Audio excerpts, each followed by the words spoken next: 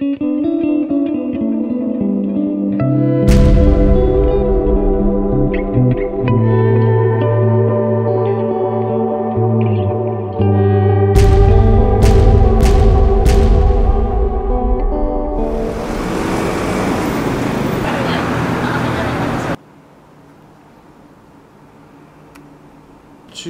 피해를 감수하면서 그리고 그냥 받기를 포기하거나 하는 스태프들이 대부분 체불된 스태프들 중에 한 80%는 그렇게 되거든요. 근데 전체 영화 스태프들의 한 40%는 체불을 경험해 본 적이 있는 거예요. 제가 처음에 1900년도 말에 10억 영화면 굉장히 큰 영화였어요. 그때는 대부분 그때는 2억 3억 정도의 영화가 목표적이었어요. 그때 당시 영화 할 때는 스텝이 많지도 않았고 아무래도 제작비가 그 당시에는 적었기 때문에 스텝을 그만큼밖에 못 쓴 거잖아요. 근데 지금은 평균 제작비가 40억 일대와 다르게 20억 반절에 줄었어요. 그러면 사실은 스텝의 수를 적게 가져가든지 아니면 스텝의 인건비를 제대로 보존을 해주다든지 해야 될 텐데 그 당시에도 못 받았지만 지금은 더 못 받은 거죠. 그 당시에 10억과 지금 10억은 같은 금액은 아닐 거잖아요. 물가도 올랐고.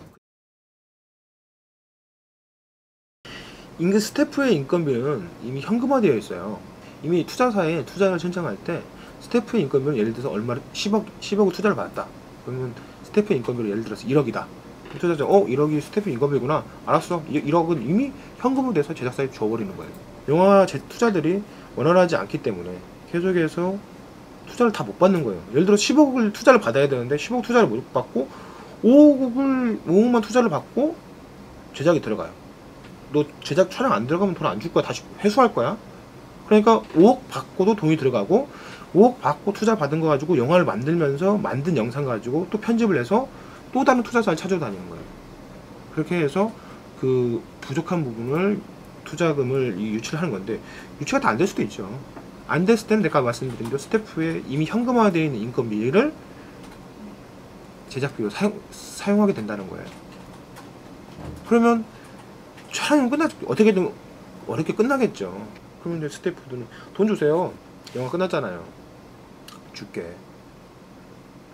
나중에 개봉되면 줄게. 개봉 전에 줄게. 그런 상황에서 임금체불이 시작되기 시작하는 거예요. 일단은 저희가 2004년도부터 영화인 신문고라는 걸 운영을 하고 있어요. 그러면서 영화인 신문고를 운영하고 있고요. 뭐 영화인 신문고 매해 한 50건 정도 신고가 되고 있어요. 임금체불이 주된 내용 중에 하나고, 뭐 임금체불, 뭐 산재, 뭐 저작권, 많은 분쟁된 요소들에 대해서 영화인 신문고를 받고 있는데요. 그런 영화인 신문고를 운영을 하면서 그쪽에서 해결 모토를 찾고 있어요. 뭐 미술, 분장, 의상, 녹음, 뭐 소품, 이런 스태프가 약간 좀 열악해요. 특히 이 중에서도 의상 분장이 많이 취약한 상태인 거죠. 분장이나 의상 같은 경우는요, 팀장이죠. 이런 실장들, 분장 감독이라든지 이 의상 감독들은 무슨 샵을 같이 운영하는 경우가 많아요. 분장, 뭐 VT 뭐 학원인 등. 그 학원을 같이 하면서 학원생들을 이제 실습 차원으로 데리고 나오는 거예요. 그분들은 돈을 받는 게 아니라 돈을 내고 다니는 상황이에요. 예전에는 많이 힘들었어요. 쉽게 말하면 내가 영화인 신문고에 신고를 하게 되면 이 영화 바닥이 굉장히 좋기 때문에, 야, 제작사는 바로 알죠. 야, 제가 나 신고했다고? 그러면 다른 제작사 친구들이 많을 거잖아요. 갑들은 갑들끼리 친할 테니까. 야, 아무개는, 야, 나 100만 안 줬다고 나 신고했다? 어떻게 하겠니? 걔 무슨 영화 들어가면 걔 쓰지 마. 의리인 이 스태프들은 내가 돈을 못 받은 피해 감수하고 받기를 포기하는 사람들이 80% 이른다고 내가 말씀을 드렸는데, 그 사람들이 왜 그럴까? 주겠지. 근데 내가 신고를 하게 되면 나한테 뭔가 불이익이 생기지 않을까? 사회적인 약자이고, 그리고 더 경력이 없거나 이런 스텝이 되면 될수록 더 이제 걱정하게 되는데, 왜냐면 나는 앞으로 계속 내 영화를 더 많이 해야 되는데, 행여히 이게 내가 나중에 영화를 하는데 발목을 잡진 않을까?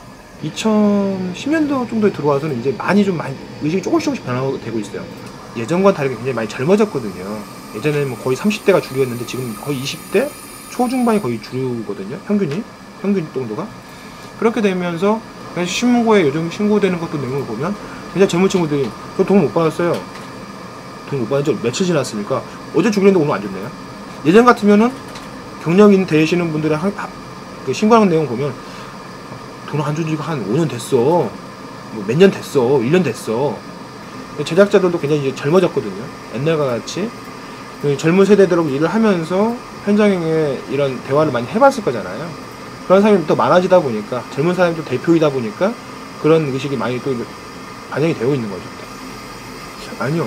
돈을 못 받는 사례들은 굉장히 더 많고요. 왜냐면 저임금에 돈을 못 받는 사례가 더 훨씬 더 많고. 근데 사실 신고 수가 줄어야 되는 게 맞는 거죠.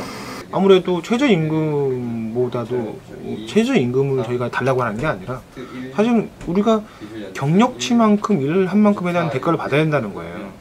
근데 사실은 이미 그 금액을 언제 저희가 노조가 처음 만들어지면서 해서 계속 요구했던 내용이긴 하지만 그게 아직 현실화되지 못하는 거죠.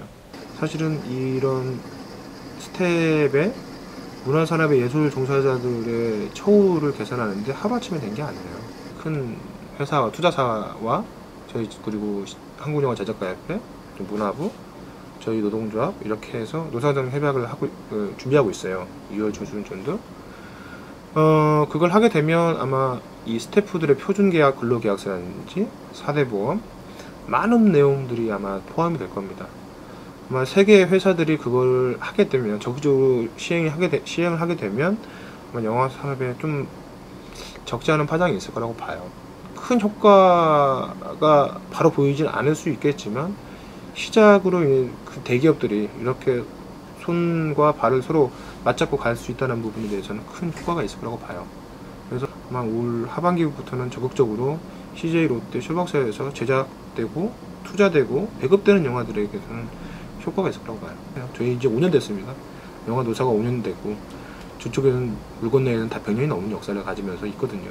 그 딴따라의 이 마인드를 아직도 벗지 못한 부분이 있어서 그게 좀 어려운 부분이 있죠. 그래서 문화산업에서 뭘 하겠다고 해서 예산을 증액을 요청하면 다 묵살되기 수거든요. 그게 좀 많이 좀 아쉬운 부분인 거죠.